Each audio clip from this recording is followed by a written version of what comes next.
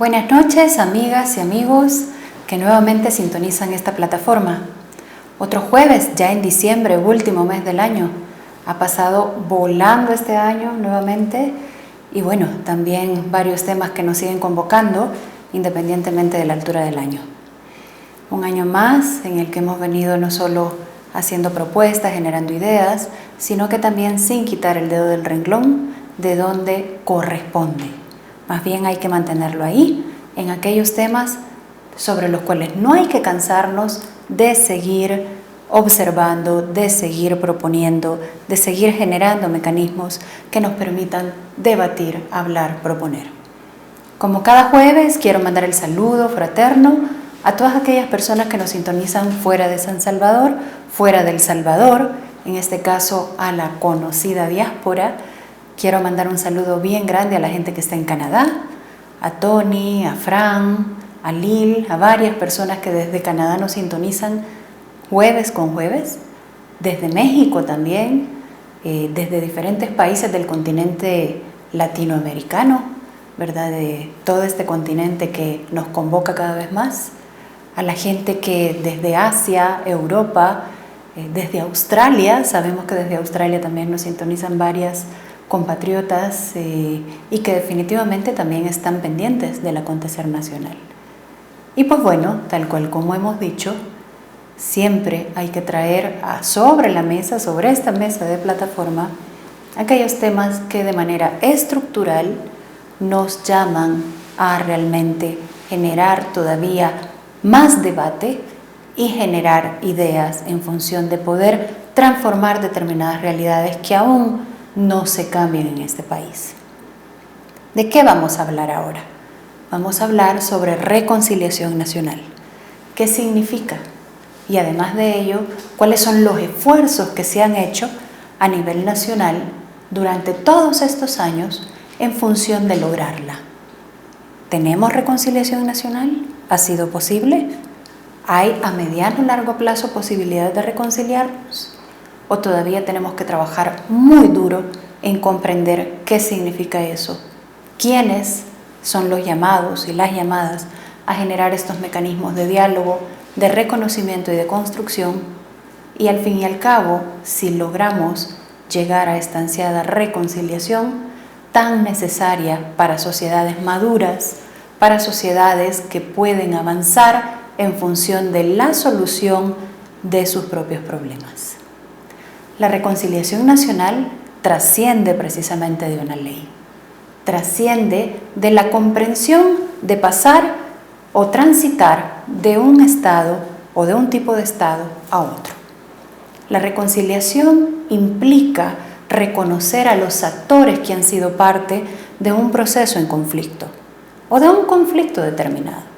Las resoluciones alternativas de conflicto requieren precisamente enfoques y miradas que no necesariamente tienen que ver con esa forma tradicional de ver la justicia, como esa lógica de poner una pena a alguien en particular, del castigo, únicamente del castigo.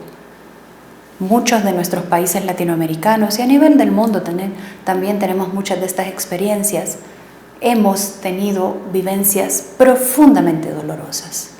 Y cuando los países viven, cuando las sociedades viven este tipo de experiencias, definitivamente se requiere un proceso de reconciliación un tanto más profundo y más allá de la superficialidad de generar única y exclusivamente el reconocimiento del hechor, que es uno de los elementos, y también que la persona que ha sido víctima o que ha sobrevivido determinados sucesos está siendo o participando de un proceso de castigo de quien ha realizado la acción que le ha agraviado. En El Salvador, como bien sabemos y como bien hemos conversado anteriormente, la violencia es estructural.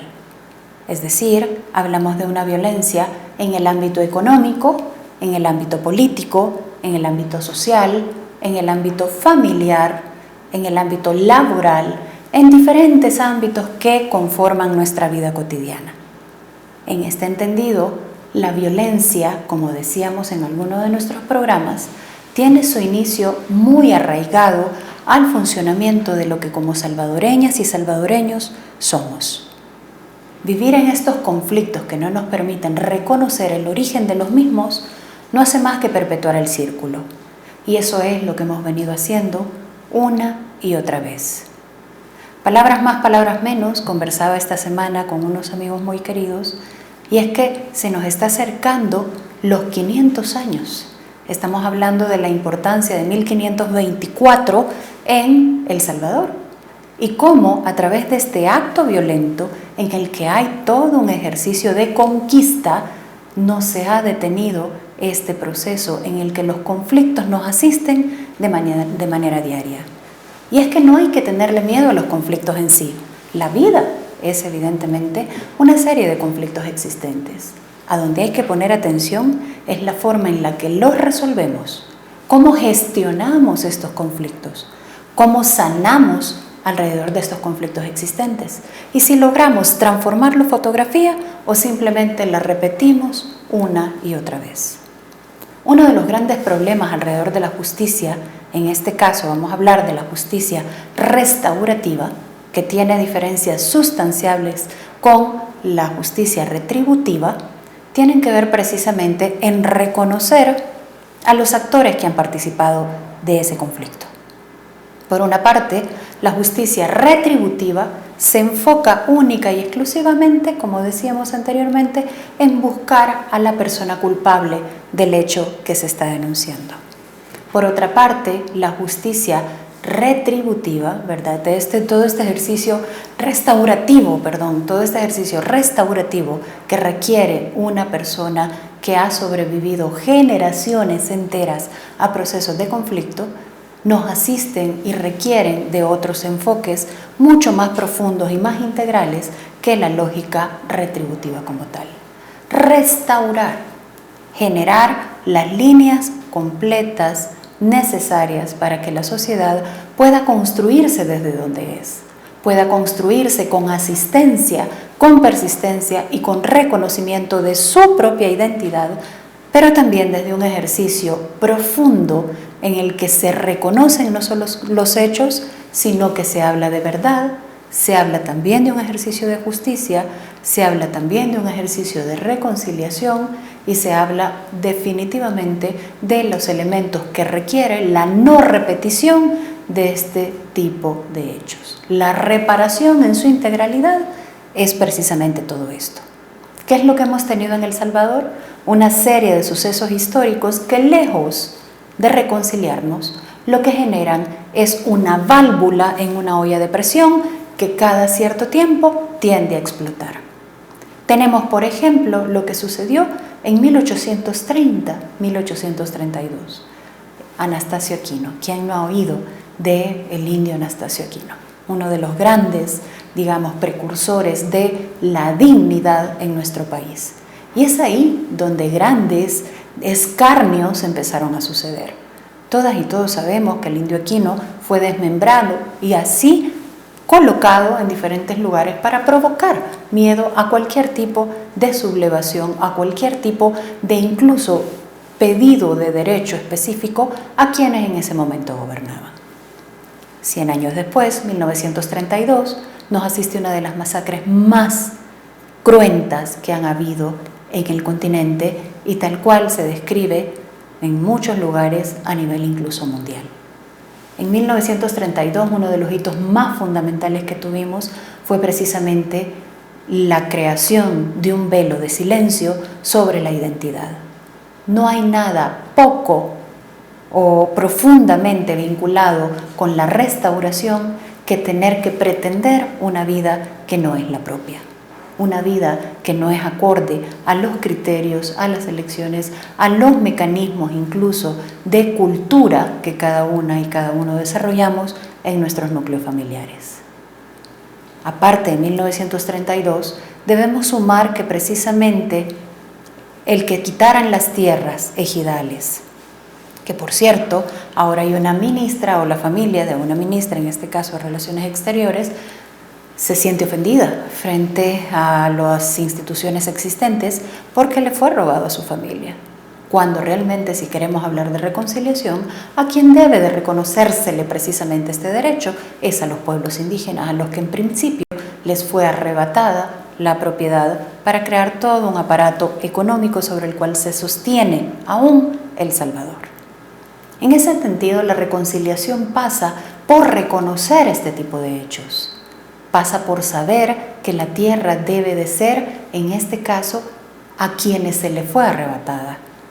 Pasa por un ejercicio de reconciliación que permita reconocer que los empleadores tienen obligaciones. Y por su parte, trabajadoras y trabajadores son también agentes de derechos.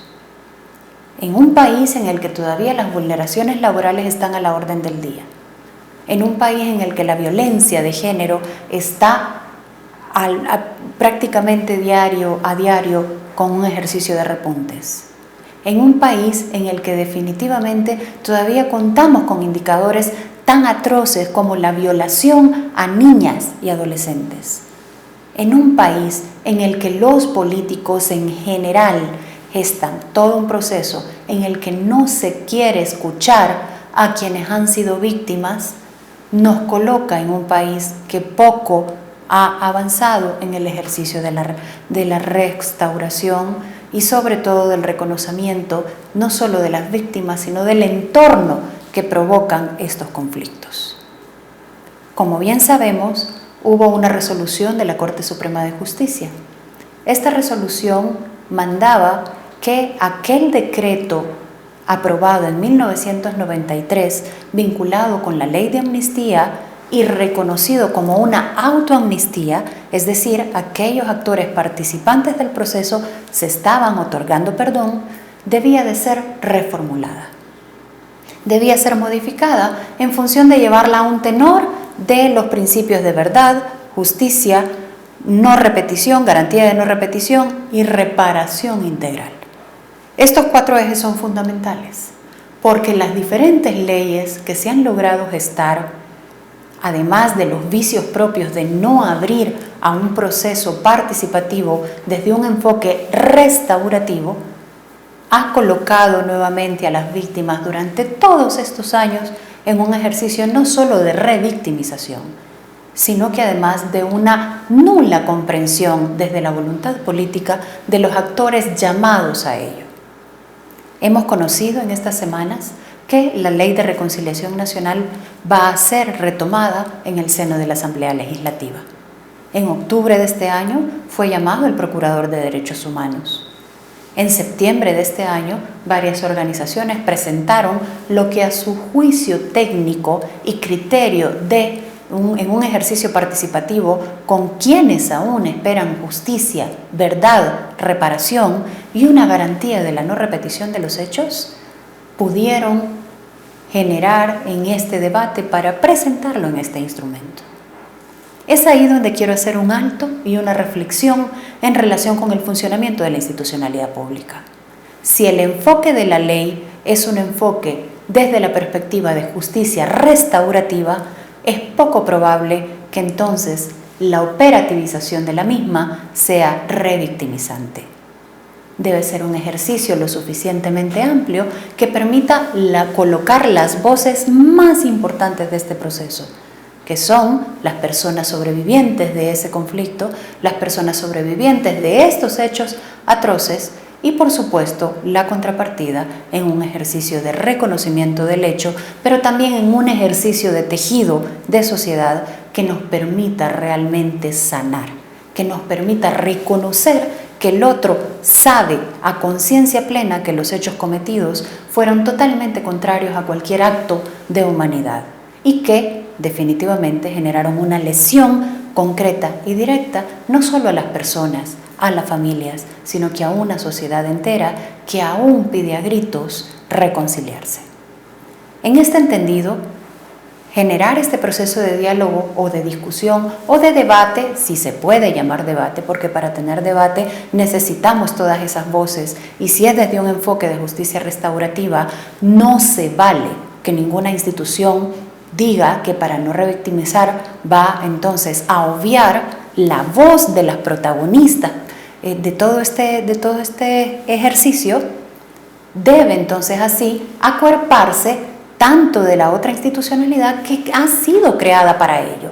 Por ejemplo, doy una idea a la Honorable Asamblea Legislativa a efecto de no revictimizar, según las palabras utilizadas por ellas y ellos, de hacer un llamado concreto y directo, por ejemplo, a instituciones vinculadas con tratamiento de salud integral, física, mental, tratamiento emocional, cualquier otro aparato y cualquier otro instrumento posible para generar la contención necesaria del caso. Este ejercicio, diputadas y diputados, de la actual Asamblea Legislativa, no solo diera una apertura histórica de lo que implica el reconocimiento de la historia. Además, serían clases magistrales de lo que este pueblo necesita decirse y necesita decir a quienes toman decisión. No solo sería una clase magistral, sino que además generara, no tengo duda alguna, todo un proceso de sensibilización y humanización de lo que provocamos cada vez que generamos conflictos en una sociedad profundamente dividida y profundamente lastimada. En este sentido, la ley de reconciliación no debe concebirse como un elemento única y exclusivamente punitivo.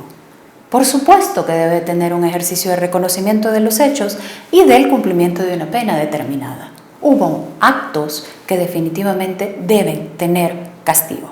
Sin embargo, si hablamos de reconciliación, si realmente este país quiere hablar de reconciliación, son muchas las deudas pendientes. Uno, las familias, todas las familias que aún no han sido reconocidas como víctimas de un conflicto que todavía está supurando sus heridas. Cuando hablamos de la ausencia de agua potable, cuando hablamos de la ausencia de educación, cuando hablamos de la ausencia de elementos propios de salud mental y física, cuando hablamos de propiedad que todavía se le debe a la gente, cuando hablamos de toda esa cantidad de derechos y sobre todo el problema estructural de no reconocer que el sistema es profundamente injusto y mientras este sistema impere, no hay reconciliación posible. Lo dejamos por acá. Soy Naida Acevedo Medrano. Es un gusto haber entrado en sus casas nuevamente. Un beso, buenas noches, buen provecho. Nos vemos el próximo jueves.